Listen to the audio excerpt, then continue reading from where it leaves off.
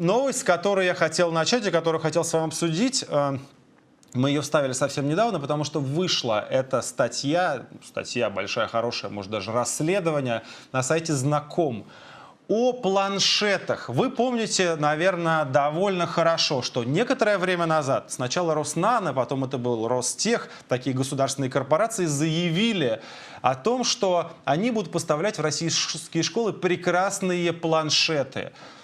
Замечательные российские разработки, и все российские дети будут счастливы, поскольку они получат планшеты, учебники носить им будет не нужно. И показывали, значит, как сначала Чубайс, потом Чемезов из Ростехнологий встречались с Путиным, показывали эти планшеты, вот так вот их прикольно гнули, и все говорили, какая прелесть, российские планшеты. Ну так вот, с этого 1 сентября был реализован пилотный проект компании Ростех.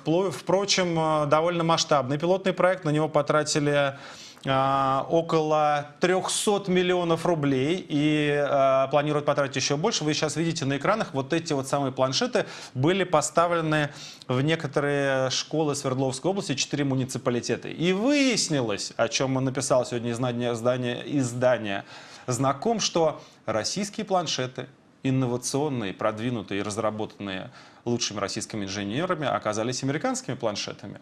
Устаревшими американскими планшетами. Мало того, их поставляют по цене примерно в 10 раз дороже, чем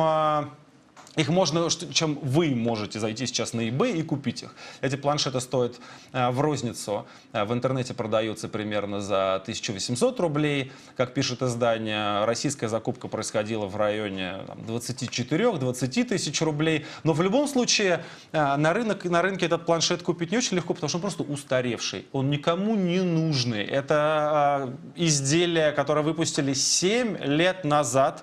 Оно плохое, оно медленное, оно не то, что плохое, оно, прямо скажем, не соответствует реалиям нынешнего дня. В этой статье очень интересно описывается учительница, которая говорит, ну да, он неплохой, но только вот он грузится примерно 3 минуты, подождите. Прекрасно. В 2007 году по цене, близкой к цене, к 2017 году, по цене, близкой к цене iPad, мы нашим собственным детям за наши собственные деньги даем устаревшие планшеты, которые грузятся 3 минуты. И в этой новости прямо вся Российская Федерация, путинская Российская Федерация на 18 году жизни, вот всем ее чудовищным воровством, но в этой ситуации, мне кажется, более интересна еще такая бравое и лихое лицемерие и обман. Ну, слушайте, вот они, жулики, они украли кучу денег, они наобещали там стрит-короба и решили поставить американские планшеты вместо российских. Но ведь издание «Знакомо», оно как это обнаружило? Не то, что они его там разобрали и где-то на микросхеме было написано что-то. Нет, прямо на самом планшете было написано название латинскими буквами. Они его просто, я так понимаю, загуглили и обнаружили вот это самое... я не уверен, что правильно смогу произнести вот это название этого устройства. Прочитайте статью. Как они хотели это скрыть, мне интересно знать, я имею в виду российские технологии.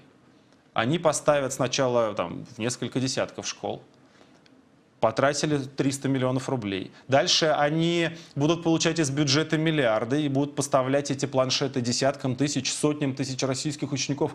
И никто не заметит, что это не российские планшеты, а американские. И никто не додумается просто в Гугле набрать это название и посмотреть, сколько он стоит, и обнаружить, что стоит он 1800, а вовсе не 24 тысячи рублей.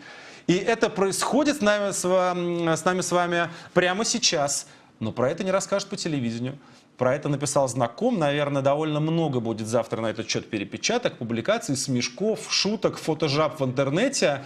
Но все в каких-то изданиях таких оппозиционных и полуоппозиционных. А широкая публика, скорее всего, об этом не узнает.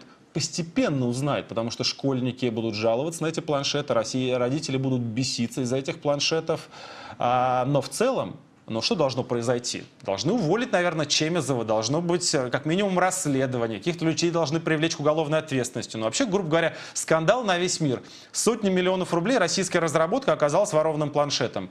Ничего не происходит и, скорее всего, ничего не произойдет, по крайней мере, из ряда событий, которых мы ждем, чтобы кто-то был наказан, чтобы кто-то был привлечен к ответственности. Классная новость, я считаю, помогает, прочитайте обязательно эту статью и распространите ее, может быть, этот эфир распространите, где я рассказываю о чудо-планшете, для того, чтобы больше людей об этом узнало. Нужно, чтобы родители этих учеников, они не просто раздражались тем, что неудобный тяжелый планшет, а тем, что они понимали, как много они заплатили из своего кармана за это жульничество. Это же не только переплата за сам планшет. Это постоянные зарплаты руководства Ростеха, который подобные махинации делает в каждом проекте. Вы помните, они хотели там выпустить убийцу даже не просто смартфонов, убийцу айфонов и так далее, и так далее. Много всего такого было, и ничего не появляется, кроме новых гигантских дач, кроме новых вилл на Лазурном берегу, которые строят российские чиновники.